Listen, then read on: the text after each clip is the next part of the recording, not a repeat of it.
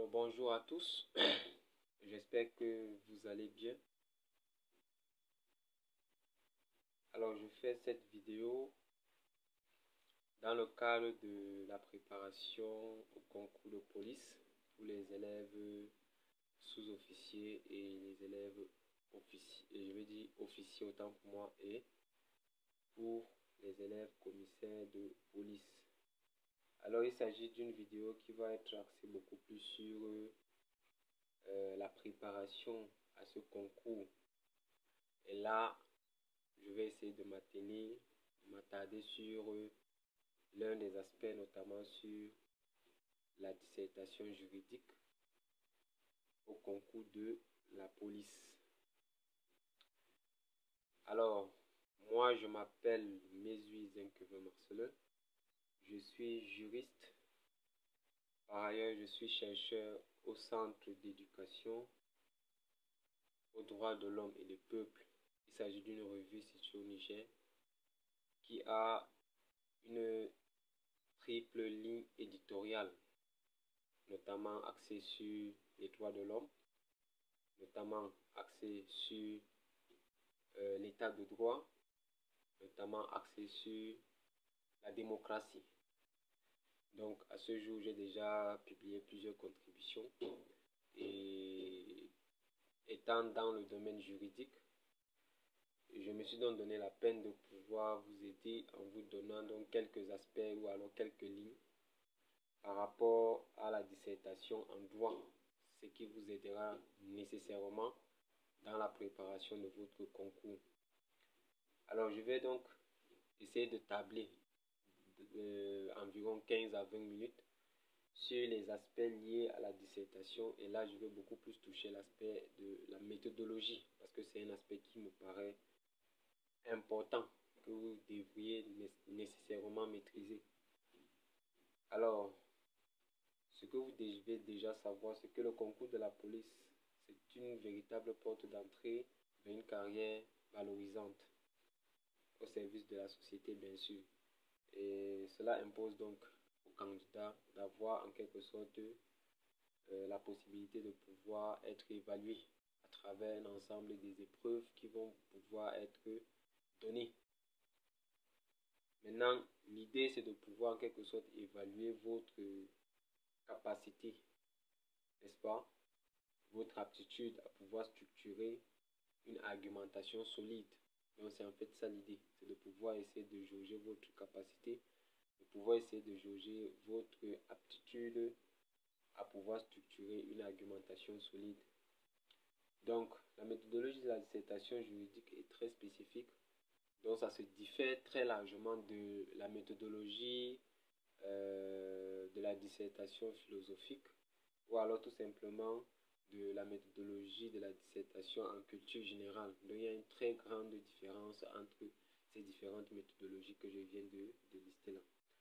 Donc l'objectif de l'épreuve de dissertation ici, c'est de vous permettre non seulement de tester vos connaissances, c'est-à-dire les connaissances du candidat que vous êtes, mais c'est également une épreuve qui va permettre de tester votre aptitude à présenter et à organiser et à utiliser en même temps vos connaissances ou alors vos idées. Donc ce n'est pas une épreuve ou alors ce n'est pas un exposé statique de vos connaissances. Il s'agit ici d'une épreuve qui va vous permettre, ou dans laquelle vous devriez en quelque sorte procéder à une démonstration, à une argumentation. Ce n'est pas statique. Donc voilà un peu. Maintenant, en termes de nature, la nature de l'épreuve même c'est quoi? Alors ce que vous devez savoir, c'est que la dissertation ici c'est une épreuve ou alors c'est un exercice intellectuel exigeant parce que ça sollicite de vous une réflexion sur des problématiques juridiques variées et qui parfois sont en lien donc avec les enjeux contemporains de la sécurité et de la justice. Donc l'idée ou alors l'objectif premier de cette épreuve, c'est de pouvoir évaluer la maîtrise des connaissances que vous avez sur le plan juridique, notamment des connaissances juridiques fondamentales, mais également de la capacité à mobiliser en quelque sorte de manière pertinente et à argumenter vos idées par rapport à un sujet précis. Donc voilà un peu l'enjeu ou alors la nature de l'épreuve de droit en dissertation. Maintenant, l'attitude à adopter. Quelles sont les attitudes ou alors quelle est l'attitude que vous devez adopter lorsque vous êtes face à une épreuve? Alors, il est important que vous puissiez avoir une approche sereine et méthodique. Donc, vous devez être très serein et très méthodique dans la manière dont vous abordez le sujet ou alors l'épreuve de droit. Pour cela, il est important que vous puissiez également prendre en compte la gestion du temps. Donc, la gestion du temps également est un élément clé sur lequel vous devez donc beaucoup plus vous focaliser. Parce que, comme je le disais tout à l'heure, c'est une épreuve qui nécessite beaucoup plus une certaine sérénité et une certaine façon de faire. Donc, être méthodique dans ce sens. Alors, c'est un travail qui vous permet en fait d'optimiser la qualité du travail que vous devez fournir. L'expression doit être claire. Ça veut dire que ce que vous allez donc mentionner comme idée, comme connaissance, comme argumentaire, ça doit être en quelque sorte clair, ça doit être précis et ça doit être adapté au contexte juridique. Vous devez également avoir une démonstration, vous devez faire donc preuve d'une démonstration en prenant donc du recul et en argumentant de manière équilibrée sans verser dans la partialité. Donc vous devez tout dire et sans pour autant parler de façon superficielle par rapport à ce que vous allez dire. Enfin, vous devez faire une lecture attentive du sujet et une compréhension fine de ses implications pour pouvoir en quelque sorte apporter des réponses pertinentes dans votre devoir. Maintenant, les exigences fondamentales. Quelles sont les exigences que cela requiert? Alors, on a parlé du respect de certaines exigences fondamentales parmi lesquelles vous devez définir clairement votre sujet. Et ce sont les termes du sujet en quelque sorte que vous devez beaucoup plus expliquer. Parce qu'en expliquant les termes du sujet, ça va vous permettre de mieux saisir, de mieux comprendre ce que vous devez en quelque sorte dire. Vous devez analyser la question posée sous tous ses angles. Vous devez identifier les enjeux politiques majeurs. Vous devez organiser la réflexion de manière également logique. Vous devez mobiliser vos idées, vos connaissances juridiques. Et ces connaissances juridiques doivent être donc accompagnées par des exemples pertinents et par une argumentation bien structurée. Vous devez respecter une certaine rigueur dans la méthodologie et dans la citation et certaines références qui peuvent donc contribuer également à la qualité de votre dissertation. Là, ce sont quelques exigences sur lesquelles vous pouvez donc vous focaliser afin de pouvoir faire un travail optimal. Maintenant, comment aborder donc par rapport à la complexité de la question du sujet? Alors, pour pouvoir aborder de façon simple les différentes questions qui peuvent être complexes, vous ne devez pas vous sentir tout d'abord intimidé par le concours, par les sujets qui sont complexes.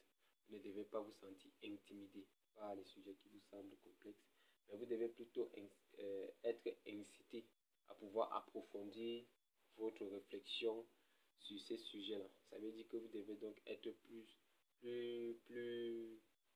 dégagé, vous devez donc être plus actif.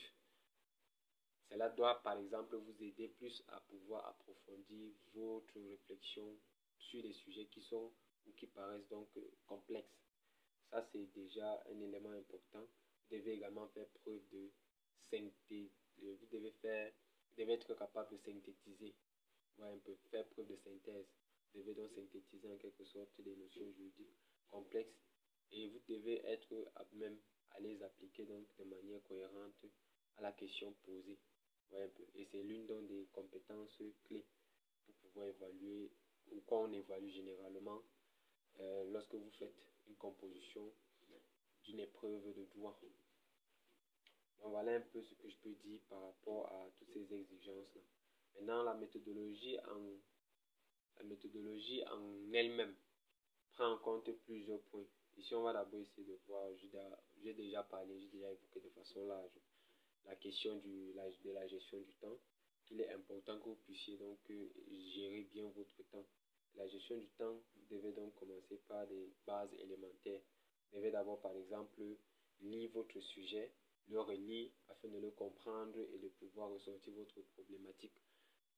Tous ces aspects que je viens de lister là, ça doit vous prendre maximum 30 minutes. Dans la lecture, la compréhension et puis le fait de pouvoir ressortir votre problématique, ça doit être, vous pouvez structurer cela, vous pouvez donc placer cela dans un intervalle de temps de 30 minutes par exemple. Ensuite, vous avez donc le brouillon sur lequel vous allez donc en quelque sorte évoquer, essayer de mentionner toutes vos idées par rapport au sujet en question. Et cela doit vous prendre maximum 1h à 1h30. Donc vous devez travailler sur ça, de telle sorte que ça puisse vous prendre 1h à 1h30 minutes.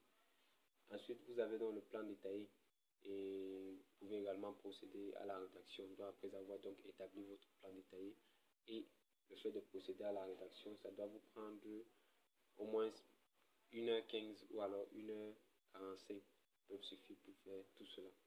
Et vous devez donc à la fin laisser une petite marge de temps, notamment 10 à 15 minutes qui vont vous permettre de pouvoir relire votre travail afin de corriger donc tous les aspects qui seront donc dans le travail qui n'auront pas été corrects, notamment les fautes d'orthographe et autres. Vous allez pouvoir les modifier ou alors vous allez pouvoir les corriger dans ce sens.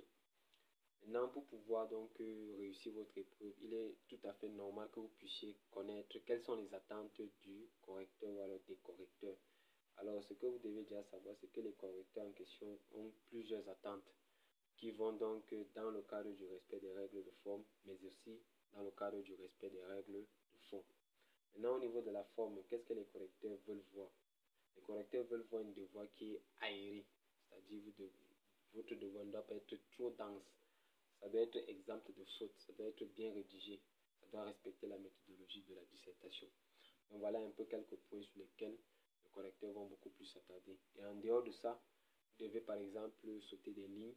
Lorsque vous écrivez un titre, vous sautez une ligne, vous commencez à rédiger donc le contenu de ce titre-là. Vous devez faire des alinéas. Vous devez soigner votre écriture, votre orthographe et vous devez également faire preuve de beaucoup de ponctuation. Vous devez formuler des titres aguicheurs, c'est-à-dire des titres parlants. Vous devez proposer une introduction séduisante. Vous devez dégager une problématique intéressante et vous devez faire donc une annonce de plan percutante. Donc voilà un peu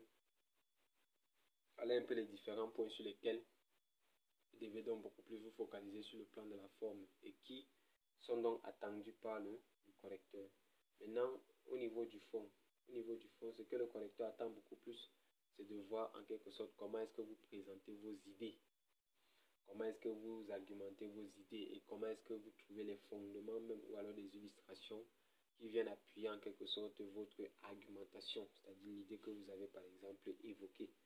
Donc vous devez prendre en compte tous ces éléments-là. Ça veut dire que vous devez avoir un raisonnement juridique dans les différentes idées que vous évoquez. C'est donc un aspect important, très important dans le cadre de la correction de vos copies. Donc il est donc important que vous puissiez prendre tous ces aspects en considération. Voilà un petit peu présenter les différentes attentes des correcteurs lors des épreuves ou alors lors de l'épreuve de dissertation. Maintenant, ce que je vais également ajouter ici, ce sont beaucoup plus les différentes étapes de la dissertation juridique qui prend en compte notamment l'introduction, le corps du devoir et la conclusion. Parce que ici, la conclusion est obligatoire. Ce n'est pas comme dans le cadre académique où on précise par exemple aux étudiants de ne pas faire la conclusion. Mais ici, la conclusion est obligatoire. Mais déjà, dans l'introduction, qu'est-ce que vous devez déjà mentionner comme idée? Alors, l'introduction n'a carrément pas changé. Hein. Ce sont à peu près les mêmes choses qui reviennent toujours. Dans l'introduction, on doit donc avoir une phrase d'accroche. Cette phrase d'accroche-là doit avoir en quelque sorte, vous pouvez donc l'amener comme on l'a toujours vu, c'est-à-dire de trois manières, à travers la méthode de l'entonnoir, c'est-à-dire vous partez du général au particulier. Vous pouvez également partir par une citation ou alors par une anecdote. C'est également la même chose. Ensuite, vous devez en quelque sorte reformuler votre sujet. En reformulant le sujet, cela montre donc que vous avez compris le sujet. Dans la reformulation vous permet de montrer au correcteur que vous avez compris le sujet. Vous devez définir les termes clés de votre sujet ou alors tous les termes de votre sujet. Vous devez procéder à la contextualisation de votre sujet, c'est-à-dire vous devez placer votre sujet dans un contexte précis. Ensuite, vous devez donc donner l'intérêt, en quoi est-ce que le sujet est intéressant, et la problématique. Vous devez mettre en exergue dans le problème ainsi que la tension que cela suscite, c'est-à-dire la réflexion que cela suscite. Et à la fin, donc, vous devez donc faire ce qu'on va appeler une annonce du plan. Donc, les 7 étapes que je viens de préciser là, ça peut être classé en 3 blocs. Le premier bloc, c'est de quoi vais-je parler, c'est-à-dire le sujet, la définition des thèmes. Le deuxième bloc, c'est pourquoi vais-je en parler, c'est-à-dire l'intérêt du sujet. Et le troisième bloc, c'est comment vais-je en parler, la problématisation et la réponse donnée. Donc, pour la première question, de quoi vais-je parler? Il s'agit ici pour vous donc de donner envie d'accrocher le correcteur en fait. Donc, c'est la phase, l'étape qui vise à accrocher le correcteur. Et maintenant, pour accrocher le correcteur, il est donc important que vous puissiez évoquer une phrase d'accroche qui soit digne de ce nom, c'est-à-dire qui attire de l'attention, qui donne envie à ce qu'on puisse vous lire. Et comme je disais tantôt, il existe donc différents types d'accroches. Comme je l'ai mentionné tout à l'heure, vous pouvez partir, comme je disais tantôt, d'un cas particulier, je vais dire du général au particulier, ou alors de l'anecdote. Vous pouvez donc par exemple parler de l'actualité, de l'histoire, ou alors parler d'une partie à la base d'une citation par exemple. Mais ça doit directement avoir un lien avec le sujet que vous traitez. Et vous devez toujours vous arranger à ce qu'il y ait donc un lien entre les deux. Maintenant, vous pouvez donc également partir, vous pouvez également reformuler comme je disais tantôt. Cette démarche permet donc de montrer au correcteur que vous avez compris de quoi est-ce qu'il s'agit. Ça, c'est de façon ramassée. C'est que vous devez donc avoir comme maîtrise dans la question qui vous est demandée donc par rapport à qu'est-ce que je dois faire, qu'est-ce que vous devez faire. Donc voilà un peu l'idée, voilà les différentes idées dans ce sens. Ensuite, vous avez le pourquoi ce sujet. Pourquoi ce sujet, ça veut dire tout simplement que vous devez dégager dans l'intérêt. En quoi est-ce que le sujet est intéressant? Pourquoi est-ce qu'on vous a donné le sujet? On vous a donné tel sujet, pourquoi pas un autre? Voilà un peu. Pourquoi n'y a-t-il pas un autre? Et qu'est-ce que le sujet a de percutant? Donc voilà un peu les différentes questions que vous pouvez vous poser à ce sens. Et comment traiter maintenant? C'est que vous allez donc donner la problématique et puis vous allez donc donner l'annonce du plan pour pouvoir montrer comment vous allez donc traiter votre sujet. Alors, en dehors de ces différents éléments de l'introduction, il y a également les éléments qui concernent donc le développement. Et dans le développement, donc, il y a deux aspects qu'on prend en compte. Il y a le fond et puis il y a la forme. Je reviens largement sur je reviens donc spécifiquement sur la forme. Alors la forme se présente de façon simple. Vous devez faire votre premier grand, je vais dire un grand 1, le titre du grand 1 que vous allez donner. Vous allez faire un chapeau, c'est-à-dire une introduction partielle qui va annoncer le grand A et le grand B. Vous allez donc présenter le grand A et puis maintenant vous allez décliner le grand A en plusieurs idées. Idées que vous allez donc appuyer à travers des illustrations qui peuvent être par exemple des textes, qui peuvent être par exemple la doctrine, qui peuvent par exemple être la jurisprudence. Non, ce sont des éléments qui peuvent donc venir appuyer vos idées. Ensuite, sur le plan de la forme, ce sont des différents éléments. Donc, dans la première partie, c'est ce que vous allez faire. Maintenant, dans la deuxième partie, vous allez faire une transition pour annoncer la seconde partie. Maintenant, dans votre seconde partie, vous allez également faire la même chose que ce que j'ai dit au niveau de la première partie. Maintenant, au niveau du fond, comme je disais tantôt, ce sont en quelque sorte ce sont les idées. Lorsque vous évoquez une idée, vous essayez d'expliquer pourquoi vous avez donné cette idée et maintenant vous appuyez dans votre argumentation ou alors votre argumentaire à travers des illustrations, à travers des exemples. C'est comme ça qu'on raisonne. Et ça permet donc de savoir que bon, vous avez au moins la maîtrise des b.a.-ba par rapport à la dissertation juridique ou alors par rapport au domaine même du droit en général. Maintenant, pour la conclusion, je disais tantôt que la conclusion n'est pas en quelque sorte obligatoire parce que nous sommes dans le cadre du cursus académique. Mais ici, nous sommes dans un concours et pour le concours, il est donc nécessaire que vous puissiez en quelque sorte faire une conclusion. Vous voyez un peu, à la fin, vous devez faire une conclusion. Alors, ce que vous devez déjà savoir, c'est que la conclusion n'est ni nécessaire ni conseillée dans une dissertation juridique. Ça, c'est le principe. Vos développements supposés suffisent donc eux-mêmes. Ils doivent donc être ils doivent être tellement clairs que la réponse à la problématique n'appelle donc pas de conclusion. Ça, c'est le principe. Mais cependant, vous pouvez faire une conclusion si et seulement si apporte une ouverture au sujet, nos perceptions d'évolution, lien avec l'actualité. Mais veillez à ce qu'elle ne soit donc pas essentielle au raisonnement que vous avez choisi ou au sujet que vous deviez traiter. Donc, vous voyez un peu, pour une façon de dire que c'est vrai que la conclusion n'est pas en quelque sorte nécessaire ou alors conseillé de faire, mais il est donc important que vous puissiez faire une conclusion afin de pouvoir en quelque sorte essayer de préciser donc une ouverture, d'apporter une ouverture à votre sujet. Et là, je pense que ce sont les éléments qui seront donc beaucoup plus importants. Alors, si vous avez aimé la vidéo, je vous conseillerais de me laisser un commentaire que j'aime. Et je me ferai le plaisir de continuer à vous faire d'autres extraits de vidéos dans ce sens. Entre-temps, si vous avez des préoccupations, si vous avez des questions relativement à ce qui a été dit, alors je me ferai également le plaisir de répondre à vos questions dans nos prochaines rencontres. Restez à l'écoute parce que je ferai encore d'autres vidéos certainement qui vont dans ce sens. Et bonne chance surtout et beaucoup de courage à vous.